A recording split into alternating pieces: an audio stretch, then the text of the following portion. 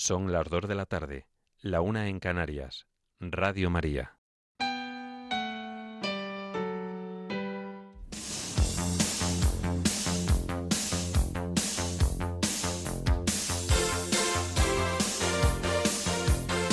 Servicios informativos de Radio María.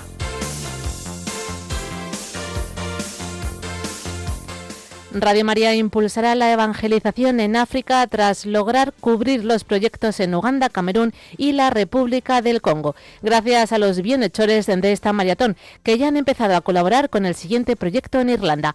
Y un nuevo bombardeo militar causa la muerte de al menos 100 civiles en el noroeste de Nigeria. Estas y otras noticias en el informativo que ahora comenzamos. Buenas tardes.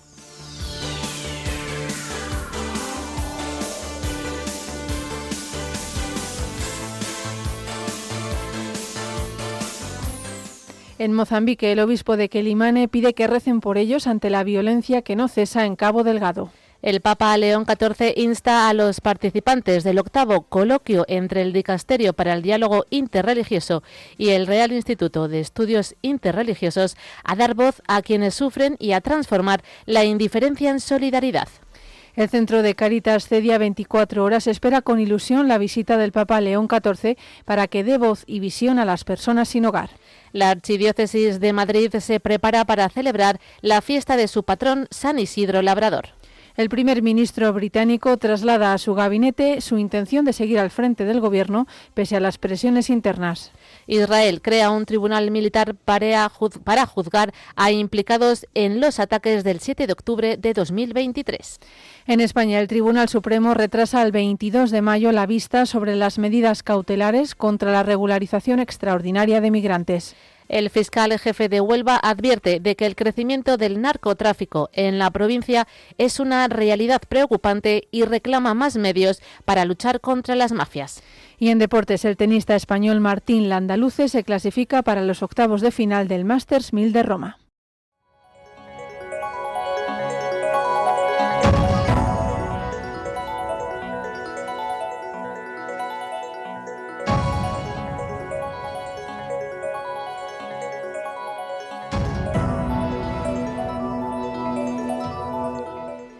Radio María vive hoy su segundo día de esta maratón, la carrera del amor, que recorremos hasta el domingo para impulsar la radio de la Virgen en otros países más necesitados. Gracias a la generosidad de nuestros oyentes, ya se han cubierto todos los proyectos para África y la emisora de la Virgen podrá llegar a más personas en Uganda, Camerún y la República del Congo. Ayer se cubrieron los dos primeros proyectos para el continente africano. El primero para Uganda, en el que Radio María necesitaba ayuda para actualizar los equipos de la subestación de Hoima y mejorar la calidad de las emisiones. Gracias a la generosidad de nuestros oyentes, se lograron recaudar los 75.000 euros necesarios para conseguirlo. Así agradecía la consecución del proyecto de Uganda el presidente de Radio María España, José Manuel Díez Quintanilla. Simplemente gracias y que Dios les bendiga, porque verdaderamente es un milagro, ¿no? El pensar la de personas, pues bueno, que han ido en sus oraciones, han hecho el donativo para nuestra querida Radio María Uganda, pues es una bendición, ¿no? Yo ahora estaba hojeando la revista que hemos editado de la maratón y que está también en la web para los que la quieran consultar, y me ha impactado una frase de Padre Livio, ¿no? Donde él dice que nuestra fuerza siempre ha sido el amor a la Virgen y han sido los fieles, las personas sencillas, los sacerdotes y los laicos de los 5 continentes los que han respondido con generosidad y espíritu de servicio. Y es que es la verdad, no puede haber una definición más clara y concisa de lo que es Radio María, ¿no? Ese amor a la Virgen y ese servicio para poder llevar el mensaje del Evangelio a todo el mundo, ¿no? El segundo proyecto de esta maratón era el de Camerún, con la dotación de 30.000 euros. El objetivo era ayudar para cubrir los costes de actividad y emisión en Edea, una zona marcada por la diversidad lingüística y la pobreza, para sostener su presencia y servicio diario a miles de personas que encuentran en la radio un apoyo esencial en su vida. Escuchamos al director de Radio María Camerún, el padre Leo Barthelemy Tsila. Les structures ne répondent plus aux normes, tout est vieilli, vraiment plus rien ne fonctionne de ce côté. Les studios sont quasiment Dieu. Es una excepción, pues que son muy vetustas las instalaciones, los estudios están muy abandonados y hay que renovar todo. le groupe même est en panne de ce côté, donc ça pose beaucoup de problèmes.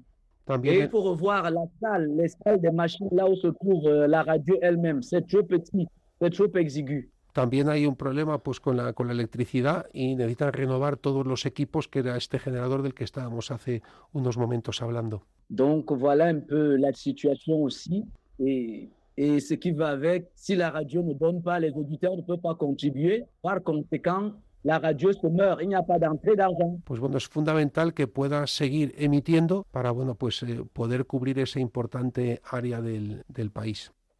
Tras los proyectos de Uganda y Camerún, esta mañana se ha cubierto también el de la República del Congo, recaudando 80.000 euros. Este proyecto está destinado a renovar la subestación de Hueso, gravemente dañada tras un incendio, en una zona rural con grandes dificultades, y así dotarla de un estudio adecuado para la emisión de programas en la lengua local. Así compartía su alegría el representante continental de la familia mundial de Radio María en África, Jean-Paul Kayiura, al recibir la noticia de que se había cubierto este proyecto. Tanta alegría nel mio cuore. Tanta alegría en mi corazón. Vi dico mille grazie. Mil gracias. Perché con le vostre offerte, con vuestros donativos, siete misionari sois adesso in Africa e nel mondo intero. En África y en el mundo entero. Vi dico questo. Yo os digo esto. Chi aiuta Radio Maria, que ayuda a Radio María, rende felice la Madonna. Hace feliz a la Virgen. E la Madonna y la Virgen custodisce. Lo custodia. E il Signore lo benedice. Y el Señor lo bendice. Asimismo, en el programa especial que hemos emitido esta mañana, han entrevistado al director de Radio María en Pointe-Noire, de Radio María Congo Brazzaville, el padre Irolbi Tasnice de Prat. Ha destacado la importancia que tiene esta emisora en su país, que vive sumido en la pobreza. Como ha explicado, gracias a Radio María, los oyentes tienen la oportunidad de saber lo que es bueno y lo que es malo, en un contexto en el que hay tanto mal en el que pueden caer las personas. Es importante que la Radio María soit cette voix qui aide les chrétiens. Es un país que es important que la Radio María soit cette voix qui aide les chrétiens à surmonter toutes ces difficultés qu'elles rencontrent. Et la Radio Maria s'est installée en premier à Hueso. Radio Maria è importante perché aiuta le persone es in importante porque ayuda a personas en dificultad, aiuta a superar sus sufrimientos a la povertà, unidos a la pobreza. Per fortuna anche Radio Maria Afortunadamente, Radio María dove sono più poveri. Ha comenzado donde están los más pobres. De este modo, el director de Radio María en Pointe-Noire ha insistido el bien que hace allí esta emisora al estar junto a las personas, entre ellas los enfermos y aquellas que están alejadas de la Iglesia. Y después de esta misión en tierras africanas, ahora nuestra mirada se dirige a Irlanda. Esta radio, que ha superado muchas dificultades y sigue creciendo, llegando a más personas a través de las nuevas tecnologías, necesita 35.000 euros para cubrir los costes de emisión y renovar el sistema de automatización de audio. Hasta ahora se han conseguido recaudar 10.026 euros. Como ha explicado el presidente de Radio María España, José Manuel Díez Quintanilla, ha explicado el contexto en el que la emisora de la Virgen desarrolla su misión. Es un país que ha sufrido mucho la secularización. Era un país, digamos, modelo a nivel familiar, a nivel espiritual, con muchísimos sacerdotes, y por una serie de circunstancias, pues un poco lo que nos pasó en España, sí, ¿no? A partir de los 60... pues entró en picado, y hoy en día es un país tremendamente secularizado, con una tasa de natalidad bajísima, en los seminarios vaciados, unas tasas de aborto altísimas, pero hay un pueblo llano fiel. Además, en el programa especial de esta mañana ha participado desde Irlanda Nuria García, colaboradora editorial de Radio María en este país. De este modo, ha compartido la importancia de ayudar a que este proyecto salga adelante. Para eso, para poder seguir trabajando, ¿no? Para que podamos modernizar un poquito lo que es el sistema de emisión. Luego hemos tenido una gran noticia, es que nos han dado una licencia a nivel nacional, porque Irlanda es un país pequeño, ¿no? Entonces teníamos una licencia solo para Dublín y la provincia de Dublín para emitir en DAB. y ahora nos la han concedido para emitir a nivel nacional, lo que puede hacer que la radio crezca de forma exponencial. Es una maravilla, porque ahora vamos a poder emitir en DAB a nivel de todo el país, que eso para la unidad de la Iglesia puede ser una cosa muy grande. Seguiremos informándoles de la evolución de nuestros proyectos y viviendo juntos esta misión para extender el manto de la Virgen a través de su radio. Nuestra siguiente cita será a las 3 de la tarde, las 2 en Canarias, en el programa Entre Amigos. Además, de 4 a 6 de la tarde y de 8:30 a 10 de la noche, hora peninsular, tendremos otros programas especiales. Y en esta víspera de la fiesta de Nuestra Señora de Fátima concluiremos esta segunda jornada uniéndonos al Rosario Internacional que se rezará en la Capilla de las Apariciones de Fátima, en Portugal, seguido de la procesión de las antorchas. Comenzaremos a las 10:30 de la noche, hora peninsular. Unidos en oración desde este santuario mariano, pondremos en el Inmaculado Corazón de María las intenciones de esta maratón y pediremos a la Virgen que siga derramando abundantes gracias a través de su radio, porque como esta mañana ha afirmado en nuestro programa especial el representante continental de la familia mundial de Radio María en Asia, Joseph Nassar, mientras haya un alma que desea escuchar la palabra de Dios viviendo en situaciones difíciles, vale la pena. Cambiamos de asunto y nos vamos hasta África. Al menos 11 civiles han fallecido en un nuevo bombardeo militar sobre un mercado en el noroeste de Nigeria. Las autoridades del país, por su parte, afirman que se ha tratado de una operación antiterrorista. Amnistía Internacional ha condenado el ataque y ha instado a las autoridades nigerianas a investigar la ofensiva aérea. Según afirma la organización internacional, decenas de personas han resultado heridas y están siendo atendidas en los hospitales de Zurmi y Shinkafi, mientras continúan los trabajos para recuperar los cuerpos de las víctimas. Muchos de los fallecidos habrían muerto de camino al hospital. Amnistía Internacional ha denunciado que estos ataques aéreos evidencian la falta de respeto de las Fuerzas Armadas de Nigeria por la vida de los civiles. El pasado mes de abril, más de 100 personas murieron en un accidente similar en la frontera entre los estados nigerianos de Borno y Yobe. Por su parte, el ejército de Nigeria sostiene que la operación estaba destinada a atacar una supuesta reunión de alto nivel entre líderes y comandantes de los grupos terroristas de África Occidental.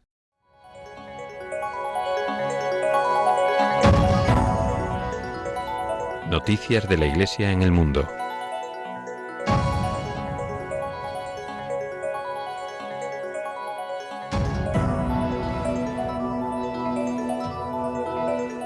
En Mozambique, la provincia de Cabo Delgado continúa padeciendo la insurgencia islamista. El obispo de Quelimane, Monseñor Osorio Citora Afonso, ha afirmado que la situación parece fuera de control. Añade también que los ataques continúan en las mismas zonas y la población está asustada. El prelado lamenta que continúa la destrucción con muchas víctimas y cristianos que han sido asesinados. Los recientes ataques en distritos como Nangade, Mocimbo, Adapraya y en las zonas meridionales han tenido como objetivo a civiles, soldados, misioneros y mineros, causando muertes, incendiando viviendas y provocando cientos de nuevos desplazamientos. Una incursión en Namaquili ha causado al menos 4 muertos, mientras que grupos armados atacan los distritos de Ancuave y Macomia. En total, más de 1 millón de personas han sido desplazadas a causa del conflicto. Los enfrentamientos con las fuerzas mozambiqueñas y ruandesas continúan, con informes de soldados muertos e incursiones de los insurgentes. Además, el acceso humanitario sigue siendo difícil. Ante esta dura realidad, el obispo de Quelimane ha exhortado a todos a rezar por ellos. Les contamos ahora que el Papa León XIV recibió ayer a los participantes del 8º coloquio entre el Dicasterio para el Diálogo Interreligioso y el Real Instituto de Estudios Interreligiosos, centrado en el tema la compasión y la empatía humana en los tiempos modernos. En su discurso, el Santo Padre instó a reavivar la humanidad allí donde se ha enfriado, a dar voz a quienes sufren y a transformar la indiferencia en solidaridad. A su vez, el pontífice comentó que para nuestras tradiciones, la compasión y la empatía humanas no son algo adicional u opcional, sino una llamada de Dios a reflejar su bondad en nuestra vida diaria. En este sentido, su santidad ha expresado su agradecimiento por los generosos esfuerzos del reino hachemita de Jordania al acoger a los refugiados y a ayudar a quienes lo necesitan en circunstancias difíciles.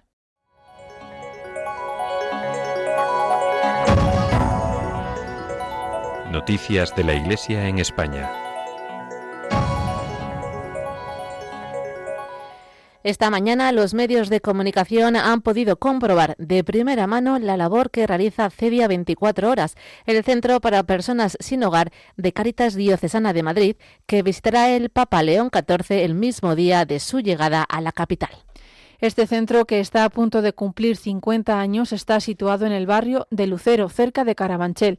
Dispone de 92 plazas, 45 camas para hombres, 20 para mujeres, que está en otro lugar de Madrid, y 25 plazas como centro de día. Para su responsable, Juan José Gómez Escalonilla, no son suficientes ante el aumento de la demanda hoy en día.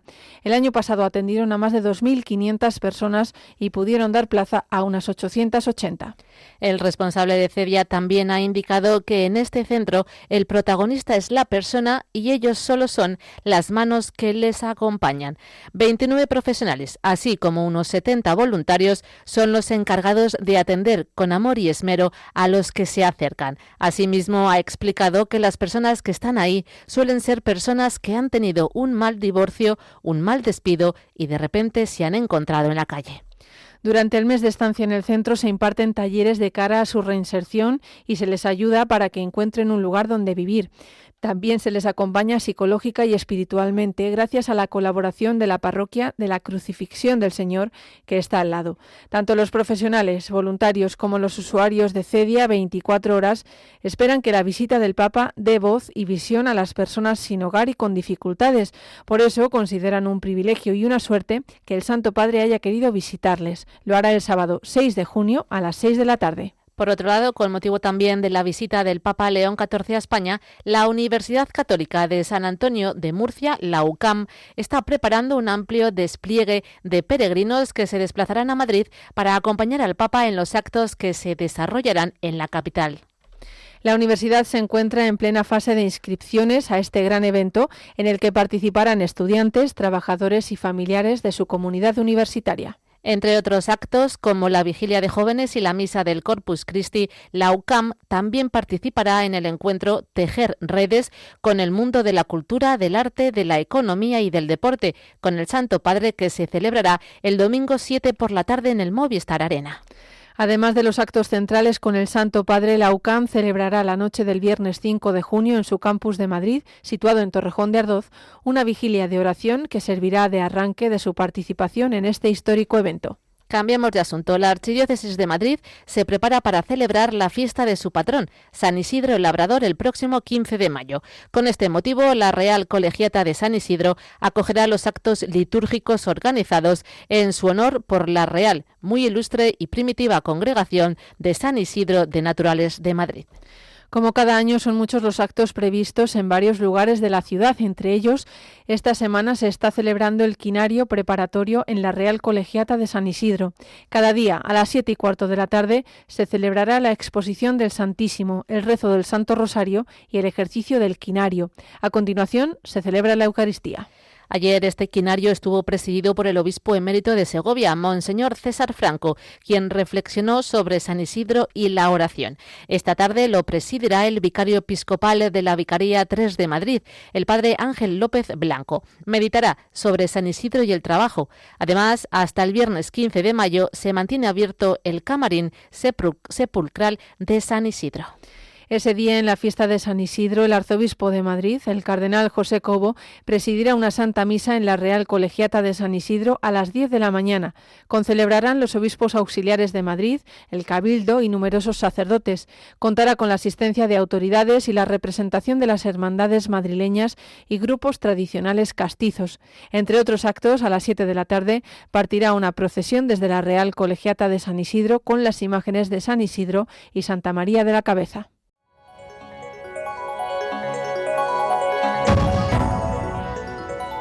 Información internacional.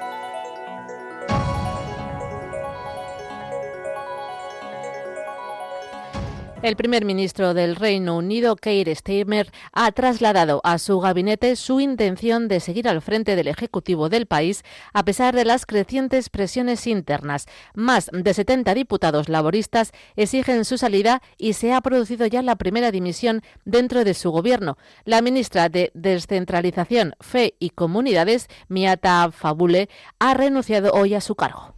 Según afirma la cadena británica BBC, Starmer ha indicado en la reunión de su gobierno que asume la responsabilidad por los resultados electorales, pero confirma su intención de seguir al frente del Ejecutivo británico. Un mensaje que llega cuando hasta 76 diputados de su propio partido, el Laborista, están exigiendo su dimisión. Se acercan al mínimo de 81 diputados necesarios para iniciar un proceso de cambio de liderazgo. En medio de esta crisis interna, la hasta ahora ministra de Descentralización, Fe y Comunidades, Miata Fahnbulleh, ha presentado su dimisión. La exministra británica ha declarado que no cree que Starmer pueda liderar el cambio.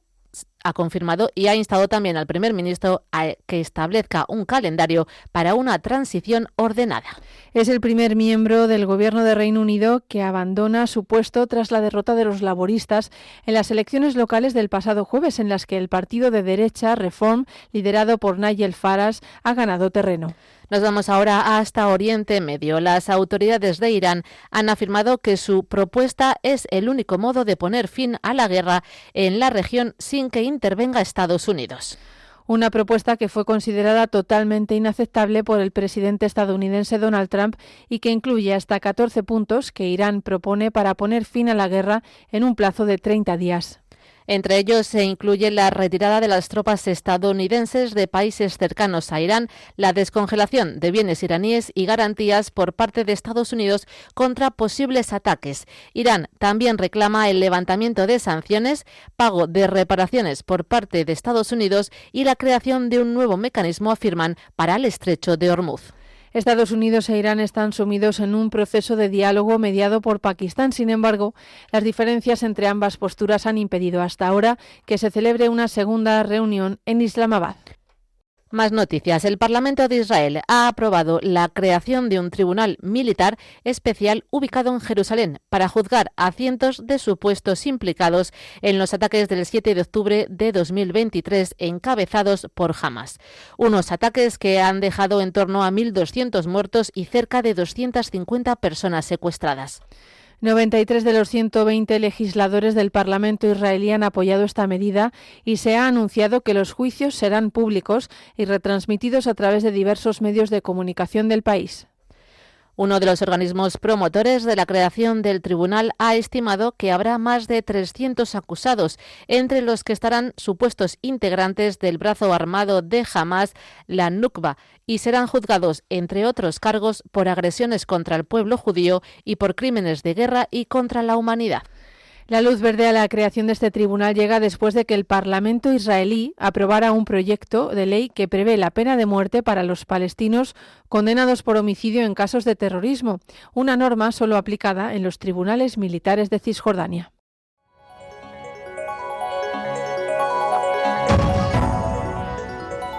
Información nacional.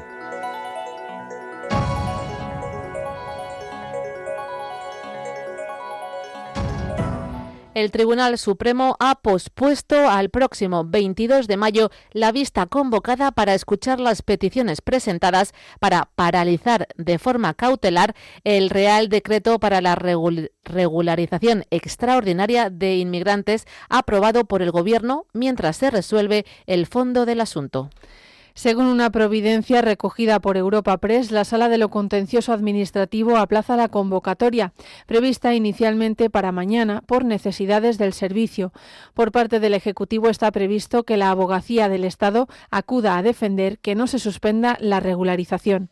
El Ejecutivo Central de Pedro Sánchez aprobó en abril el Real Decreto del que se beneficiarán 250.000 solicitantes de asilo y 250.000 personas que se encuentran en situación irregular, según aseguraron fuentes del Ministerio de Inclusión, Seguridad Social y Migraciones. Seguimos hablando de tribunales. El Pleno de la Sala Social del Tribunal Supremo ha dictado sentencia y ha fijado criterio por el abuso de la temporalidad en las administraciones públicas españolas, estableciendo que solo deben adquirir la condición de fijos quienes previamente hubieran superado una prueba selectiva para acceder a un empleo indefinido sin obtener plaza y que hubieran encadenado después contratos temporales.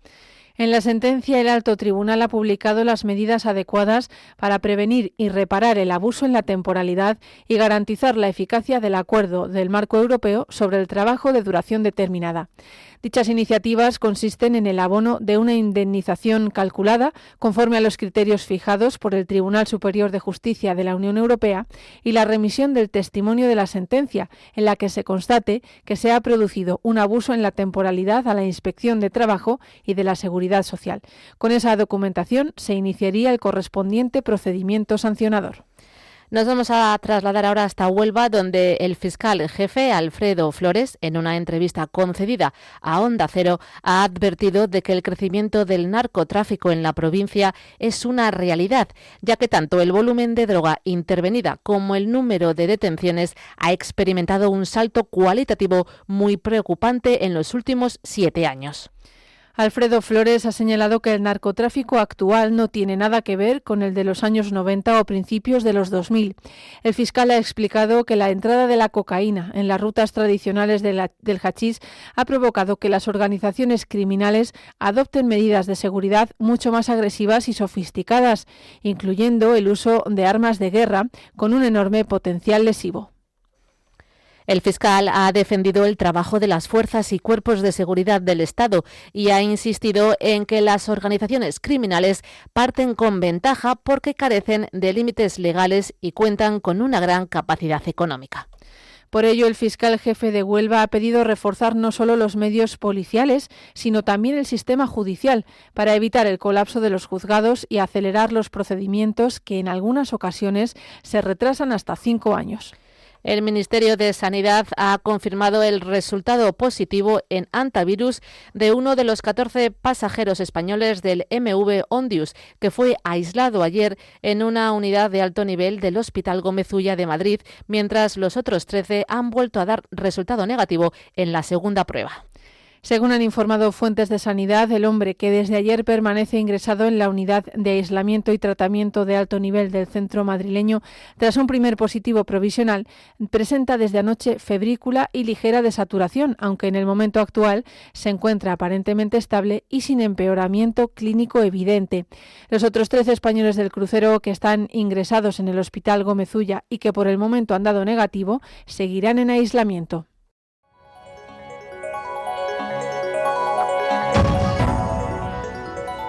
Información deportiva.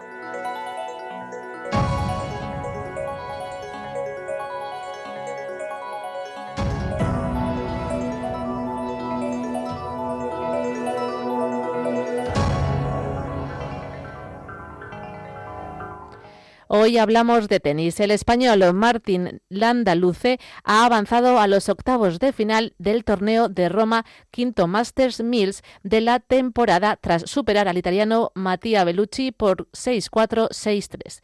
El madrileño, número 94 del mundo, ya sorprendió derrotando en su debut al croata Marin Cilic, una victoria que suponía la primera de su carrera ATP sobre arcilla. Por lo que respecta a los también españoles Alejandro Davidovich y Pablo Llamas, han sido eliminados por los rusos Andrei Rublev y Daniil Medvedev respectivamente. Por otro lado, el español Iván García se ha colgado la medalla de plata en la primera jornada del Campeonato de Europa de Taekwondo que se disputa en Múnich, en Alemania. El gallego ha perdido la final de más 87 kilos con el británico Caden Cunningham. Iván García, que se perdió los Juegos Olímpicos de París por una rotura de menisco, revalida de esta forma el subcampeonato europeo de la categoría después de sumar 2 platas en las ediciones anteriores de 2022 y 2024 y de conquistar un bronce en 2021.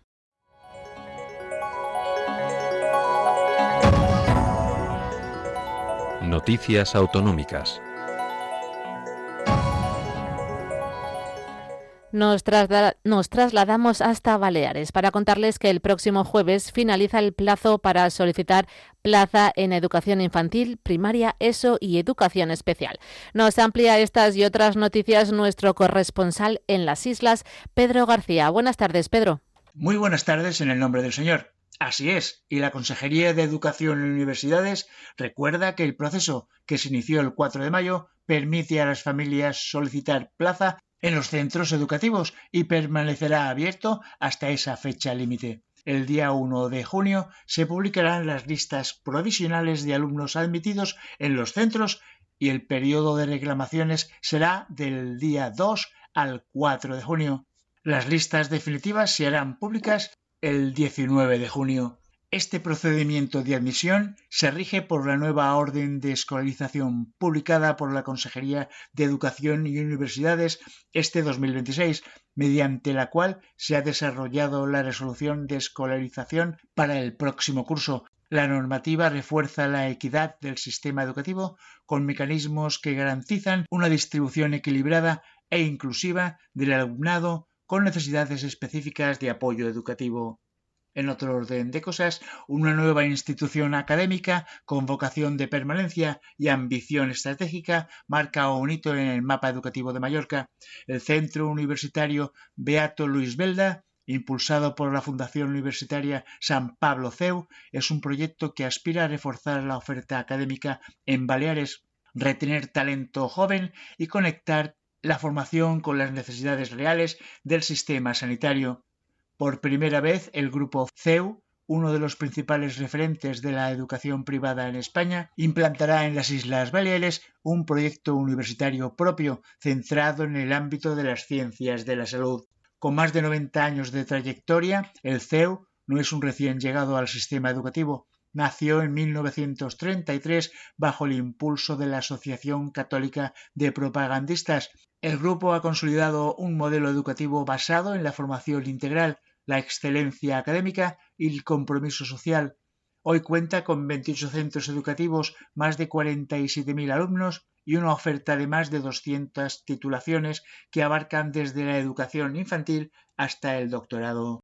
Y les contamos también que el Gobierno de las Islas Baleares celebra el Día de Europa con una gran jornada familiar. Cuéntanos más, Pedro. En este segundo bloque destacamos que el Gobierno balear celebró el pasado domingo el Día de Europa con una jornada festiva en el Parque de las Estaciones de Palma, que reunió a numerosas familias en torno a los valores europeos.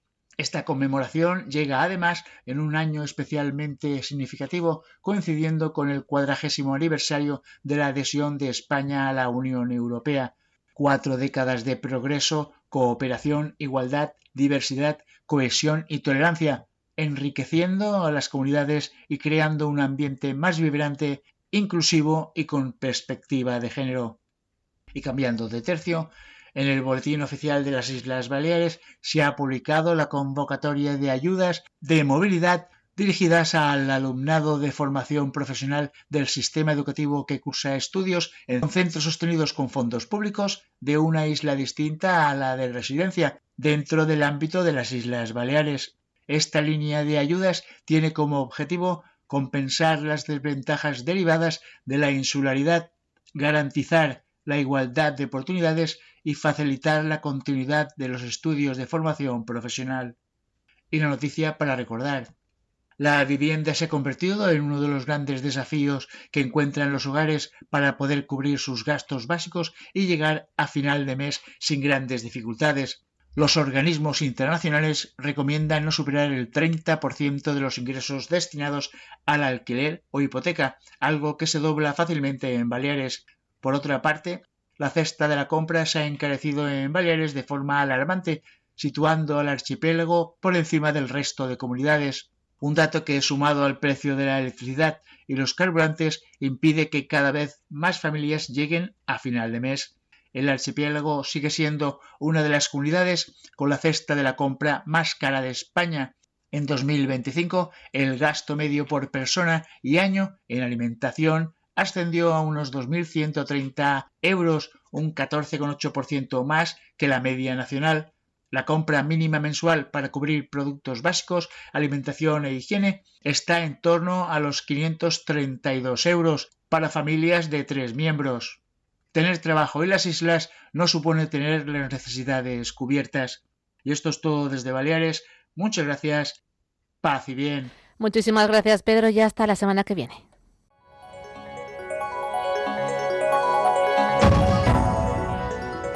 Y finalizamos con la previsión del tiempo realizada por Miriam Herraiz. Esta tarde habrá lluvias y tormentas que podrán dejar granizo y rachas muy fuertes de viento en la zona nordeste peninsular. También se esperan chubascos en los dos archipiélagos. La mar estará algo alterada en Canarias, en Gerona y en la costa gallega, y las temperaturas bajarán unos grados. Mañana miércoles esperamos una jornada con cielos variables, con nubosidad de evolución diurna a partir del mediodía. Se formarán tormentas que podrán ser de fuerte intensidad en amplias zonas del centro y oeste peninsular, especialmente en el entorno del sistema central, extendiéndose también al interior este y al interior de Castellón. Se esperan precipitaciones en puntos del norte, en Cataluña y en el archipiélago balear. El viento soplará con fuerza en el Valle del Ebro, el sur de Aragón y áreas del sistema ibérico oriental. La mar estará algo alterada en todas las costas españolas y las temperaturas seguirán sin experimentar grandes cambios.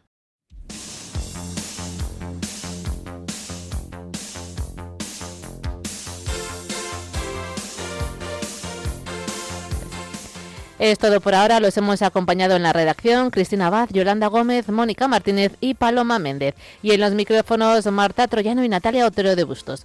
Más noticias a las 10 de la noche, las 9 en Canarias.